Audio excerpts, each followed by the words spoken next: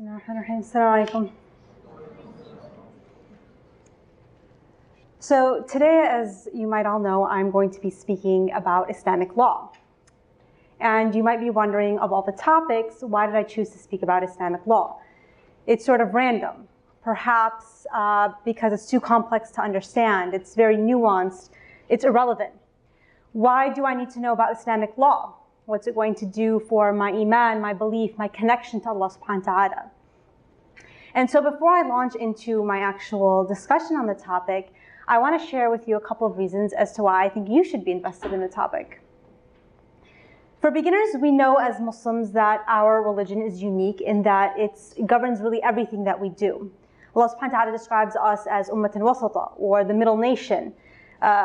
It's a balance between Christianity and Judaism. While on the one hand, we have Christianity that emphasizes love and mercy and ease, Judaism at its core is a strict legal tradition. And so when we think of ourselves in the middle of these two paths, these really two ends of the spectrum, we know as Muslims that we're both responsible in being merciful and good to one another and expecting that mercy from Allah subhanahu wa ta'ala. But we also know that Allah subhanahu wa ta'ala requires us to fulfill or avoid certain actions. So when I say Islamic law, sorry, I don't want to slip off. When I say Islamic law, I think it's important to consider both of these aspects, right? And I want to be clear that in this specific topic, I'll be addressing that latter expectation, the need to fulfill what Allah subhanahu wa ta'ala has asked us to do. But it's very important to point out that there's a balance between the two, because oftentimes, whether we're sitting in a halaqah or we're flipping through a book on Islamic law, for any of you guys who do that, the book is discussing a lot of topics as our obligations as Muslims. And it's often very dry and really draining, intimidating for one. This goes for something as simple as making wudu, or something like when we learn how to pray every single day, and it gets more complex as we're talking about marriage and divorce and financial matters and the like. So before I really begin my adventure into the realm of Islamic law, I want you all to keep in mind that it's not complete without that other half. And that half entails patience and husn al-dhann, or positive assumptions of both God and His Messenger, sallallahu alaihi wasallam, and even for the scholars who did their best interpreting the Quran and the Sunnah. Now the reason I'm putting out this disclaimer is because knowing that Islamic law is sometimes dry, and most of the time you won't have the answers to what you're looking for, or you're confused and angry about an opinion or ruling, knowing that you need patience and assuming the best of everything will get you through really your toughest challenges. And I'm telling you this because I really had to learn the hard way. In that when I first began my adventure into Islamic studies and Islamic law, there were so many moments in which I was confused and I had a lot of questions, and I had really no one to turn to for points of clarification. So when I learned about the quote-unquote rules regarding slavery and apostasy and marriage and divorce and on, my head was really spinning. And I really had to take a step back and ask myself, what have I been told all my life? Who's right and who's wrong? And listen, let's be frank, you don't need to be getting a degree in Islamic studies to encounter these debates. The reality of the matter is you can turn on a TV and every news station is blaringly telling you what's wrong with your religion, that this evil machine of the Sharia law is coming to take over the world. And you and I really can't help but think, well, I don't know much about my religion, and I don't really know much about specifically Islamic law, so, well, maybe they're right. And so the doubt begins. It begins as a small seed, and it grows and it grows. And so by the time you walk out of a Jum'ah khutbah, or you pick up a book on Islamic law or whatever it is, and you hear or read and you see the imam of the masjid saying, well, yes, of course you can beat your wife, or of course you can do this, or things that we would be, very shocked to hear by. And then you go turn on the news station, they're saying, well, Islamic law and Muslims, are they allowed to, to do X, Y, and Z? Then you can't help but think, oh man, maybe they're right? And it's a really scary feeling. It's a really scary feeling not because they are right, but because you don't know how to distinguish between who is and who's not. And that, I think, is why this topic is so important today. We need to have a background in Islamic law, not only to be able to fulfill our responsibilities to Allah subhanahu wa ta'ala and please Him through our obedience, but we need to have a general understanding, especially in this day and age, of what our religion teaches in order to be confident in our religion, in order to be confident in who we are and what really our purpose is in life. And until we can do that, and it's possible, and in my opinion, learning about Islamic law is fascinating, we're really going to be paralyzed in our actions. You know, we can't fully contribute to our societies if we're being held back by those constant doubts that are creeping into our minds.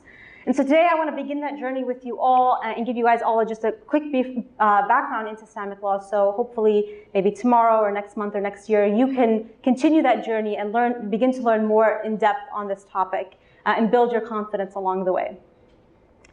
So number one, I want to segue this portion into the talk by first deconstructing some of the notions we might have about Islamic law. And the first point of clarification is recognizing that when we say Islamic law, American law or constitutional law shouldn't come to mind first. And I've noticed this is one of the biggest problems we have, especially when you're in academia, because when you're being taught something about Islamic law, you're immediately, just by way of reference, by the way we were taught and raised, especially if you're raised in the US, is that you're comparing it to what American law says. So most of the contentions that we have with Islamic law is by assuming it's supposed to look like American law. And they're both very different and unique in that way. And so knowing that you should not base it off American law really helps to clear, I think, a lot of the confusion. And so the first point of clarification that the only point of clarification that I want to focus in this lecture today is that knowing that, there are key differences we need to recognize. And the main one being for now that Islamic law was not always applied by the states, right? So when we have law applied today in the US, you've got police officers, you've got government officials, you've got X, Y, and Z applying it out. But that wasn't always the case throughout Islamic empires. And in fact, in the pre-modern era, before the concepts of nation state and the government were even in existence, communities were, both Islamic law and society were managed through self-rule. And I'll explain that in a second. But although rulers and kingdoms appeared early on in Islamic history, communities primarily determined their affairs, and the ruler had little to say in how things were carried out. Hence, each community, whether they were in a city quarter, they were in a village, whatever the case was, they had appointed their own legal experts who would then determine the community's rulings based on an individual scholar's own legal methodology. Okay, what does that mean? And I think this is something that we can easily relate to as American Muslims, in that my experience, for example, growing up, is that for almost maybe 10 years of my life, we didn't have an official imam or sheikh in our community.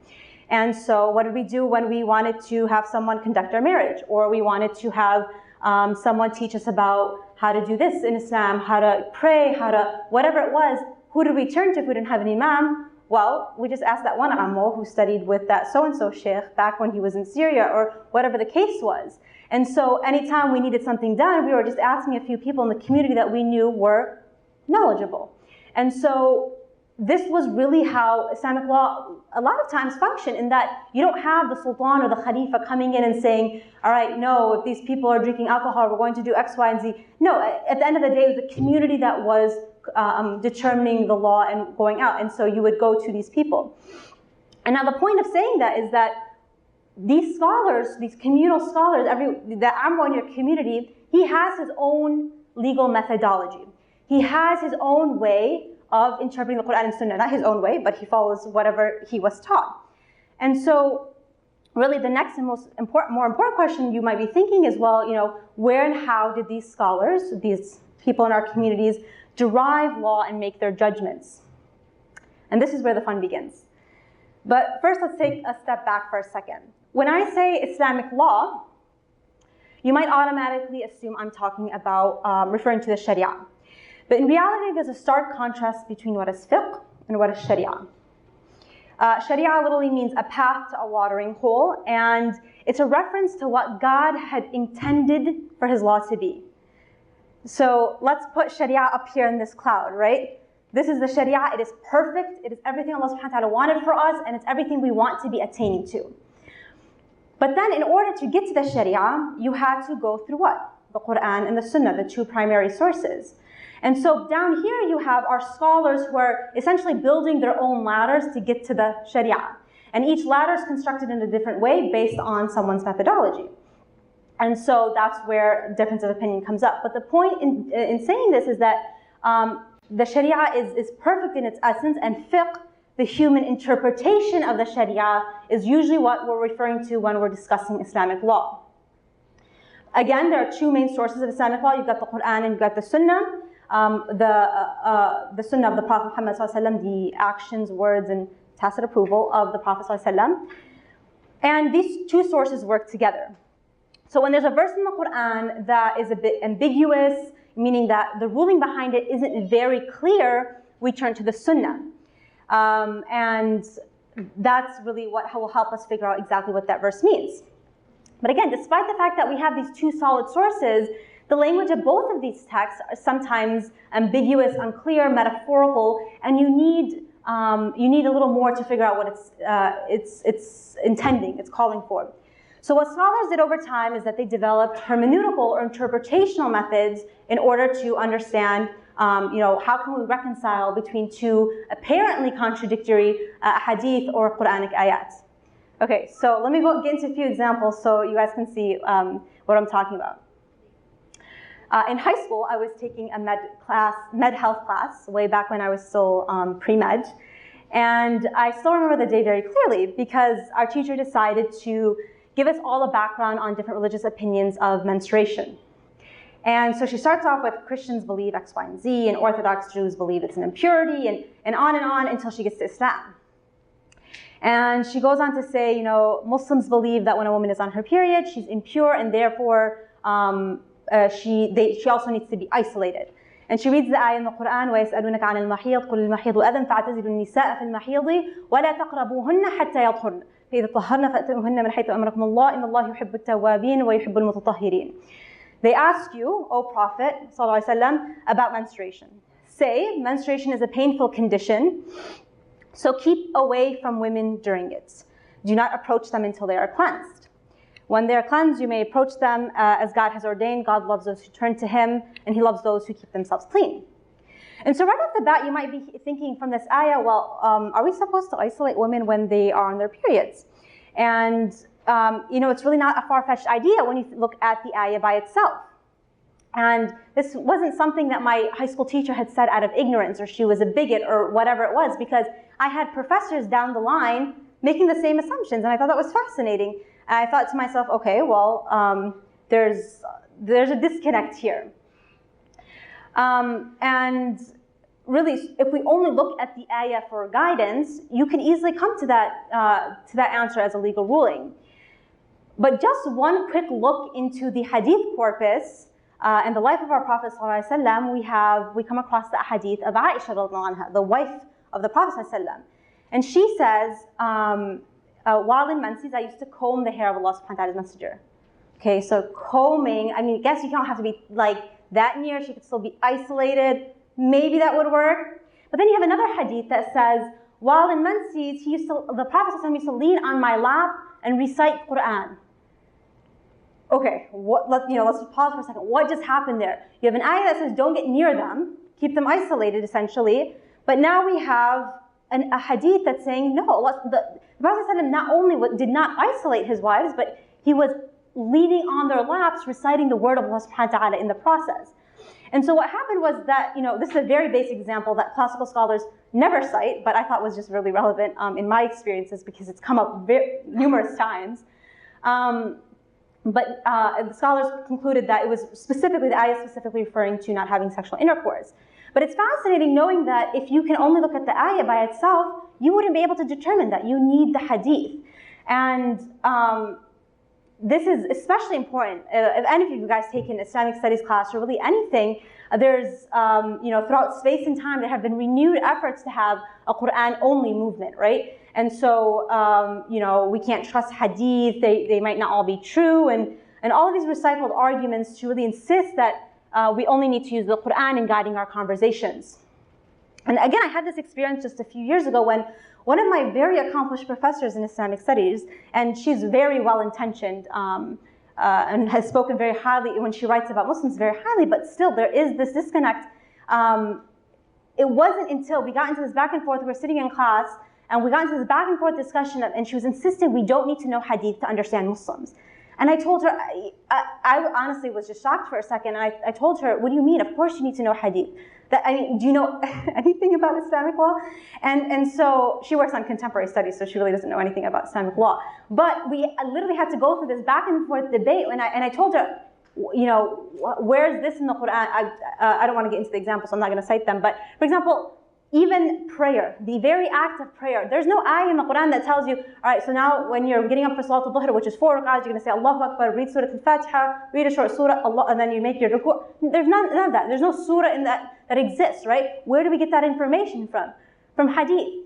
And think about it, salah is one of the most, if not the most obligation we have as Muslims after La ilaha illallah. The fact that that's not explicitly stated in the Quran, beyond wa aqimu salah and different timings for the salah, really, that is, I think, is one of the best indicators, and that's more of a classical example scholars use to demonstrate the importance of taking hadith into consideration.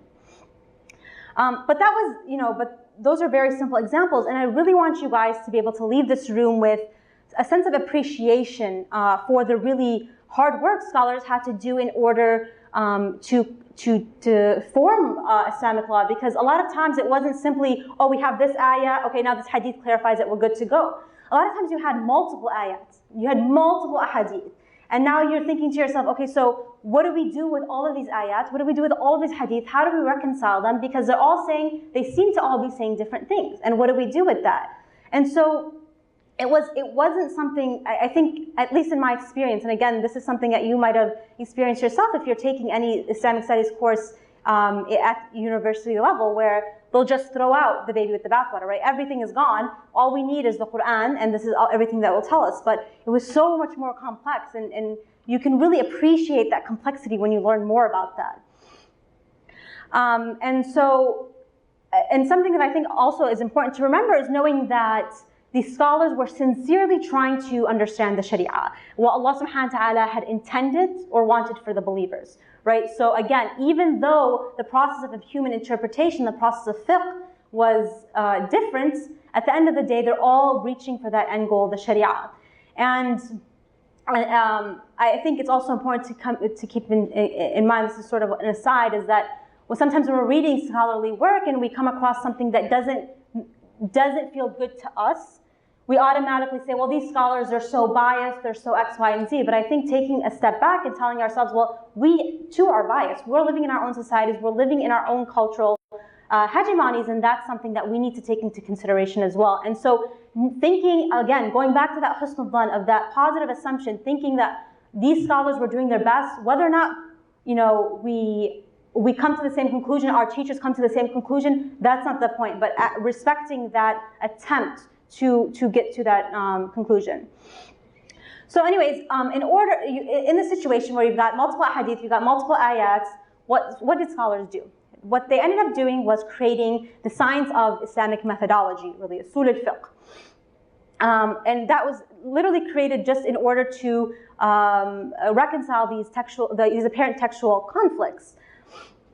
But you know, the science was meticulously developed and refined throughout the centuries with different scholars or schools of law using different methods and different approaches, which is how we have so many different conclusions. We have different ways we can pray, but we believe that they're all correct, right?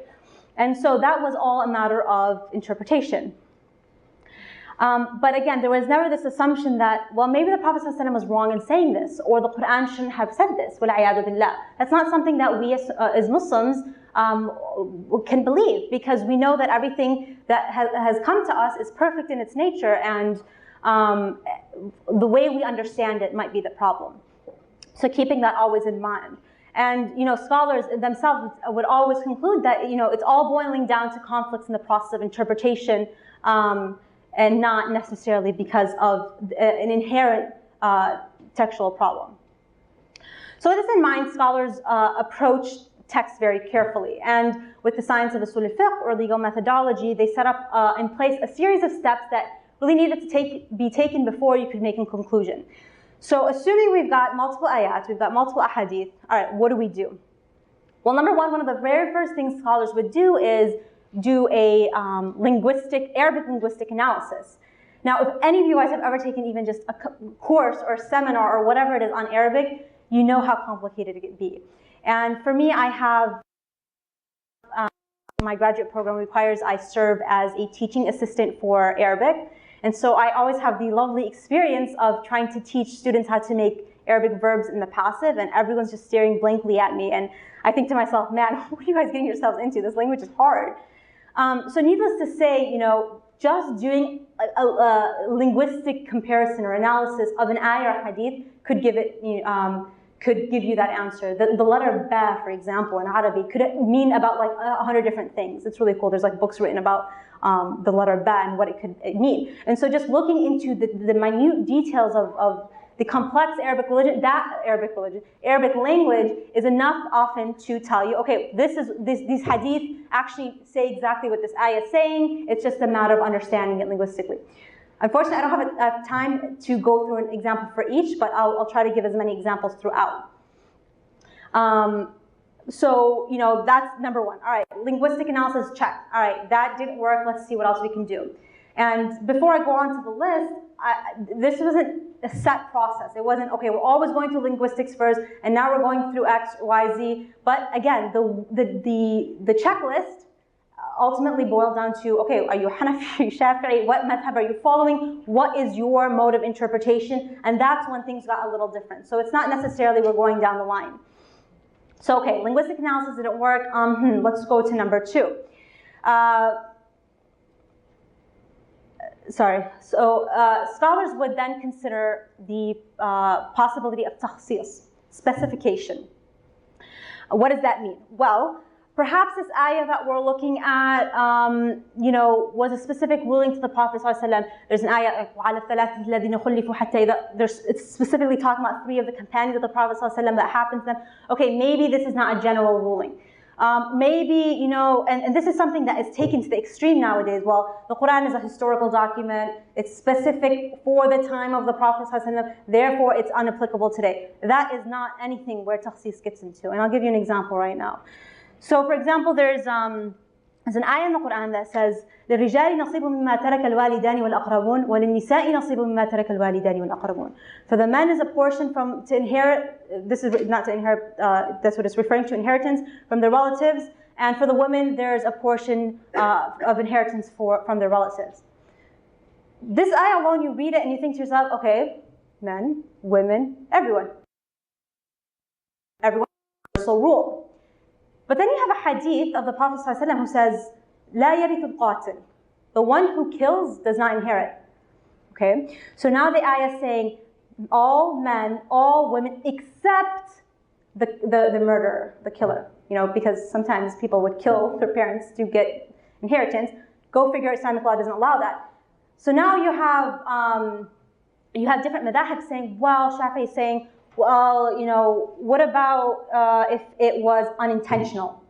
What if it was because he was coerced? What if it was he was the partner in the crime? And so now you're getting these differences of opinion, which lead to, again, you have scholars saying لا يرث القاتل, and then they'll specify it further. The one who kills intentionally, the one who does X, Y, Z. And so that is the process of specification, because looking at the ayah at face value, just without any other sources, you would think no matter what, men and women will inherit. But you have this thing. And again, I'm only using simple examples in order to get through this. But there's really a million other examples you can go into, and hopefully this will spark some interest in you, so you can start studying and find more of these really cool examples. Okay, so number 3. And I'm trying to just give you 2 or 3 more, just so you guys can get really a sense of the complexity behind all of this. I'm not trying to confuse you all. This next method, though, the third one that I'm going to talk about, is one that all schools of law would take into consideration, and that's the process of hadith gradation. And really, hadith is an entire science in and of itself, and it's something that I can't talk about in a few minutes, let alone a few hours. And essentially what it boils down to is that you have all of these ahadith, you have these scholars that are going all around the world to collect these ahadith, and now you're doing the process of ranking and figuring out, all right, is this hadith strong, is it weak, on the basis of what?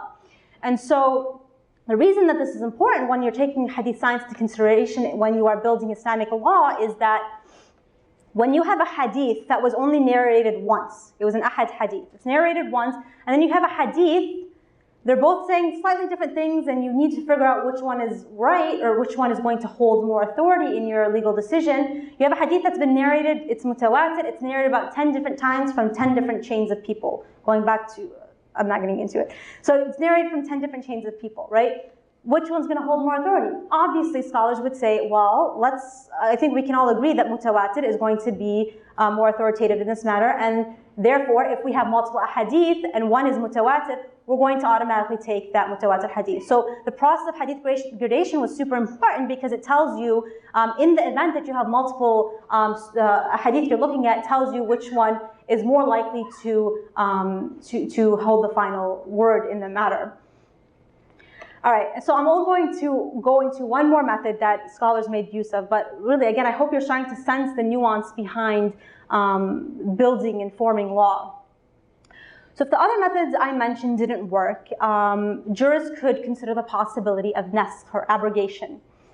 So it's the possibility that one text was abrogated in lieu of another, and I'll give you an example for this. In other words, really one ayah, for example, would be replaced by another ayah that was revealed later down the line. The most famous example of naskh is that of drinking, of alcohol, and its prohibition. Alcohol wasn't, believe it or not, was not the first thing to be prohibited in Islam. I know sometimes it feels like that when you have someone who converts to Islam, the first thing you tell them off is like all the prohibitions they're not allowed to do versus the way the Quran and the Prophet ﷺ taught his community of believers. And that this was something that was gradual, and this was after they've accepted their faith and they believed in Allah subhanahu wa ta'ala, in the oneness of Allah, and they were confident, then you start having these more laws coming down. And so Allah subhanahu wa ta'ala, He revealed its prohibition over a period of time to slowly really prepare the Muslims to make this huge life change. We have the very first ayah, يَسْأَلُونَكَ عَنِ الْخَمْرِ وَالْمَيْسِرِ قُلْ فِيهِمَا إِثْمٌ كَبِيرٌ وَمَنَافِعُ لِلنَّاسِ وَإِثْمَهُمَا أَكْبَرُ مِنْ نَفْعِهِمَا. So they ask you about wine and alcohol and games of chance. Say that in both is a great sin and usefulness for the people, but its sin is greater than its usefulness, what you can get out of it.